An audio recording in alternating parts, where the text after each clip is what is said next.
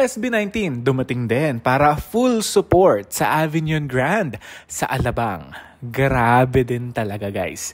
Dahil ang nakita ko o napansin ko dito, nandito rin ang mag-asawang Dingdong Dantes at Marian Rivera. Tumitingin sila sa SB19.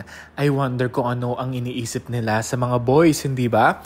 Nakaka-proud din talaga kasi bilang Pinoy na ma-represent ang SB19 sa mga platform sa ibang bansa.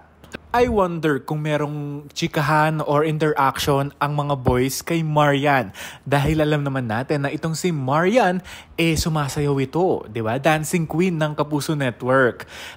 Sana magkaroon sila ng collaboration or dance cover na magkasama sila dahil naging TikTok queen din naman itong si Marian Rivera. Medyo hindi nga lang siya masyadong nag-upload ngayon dahil sa kanyang kabisihan, dahil kaliwat kanan ng kanyang mga endorsement at mga events. Pero itong mga boys na to grabe din ang professional levels nila at ang fresh talaga ng SB19. Kaya naman suportahan natin ang kanilang mga kaganapan next week, no?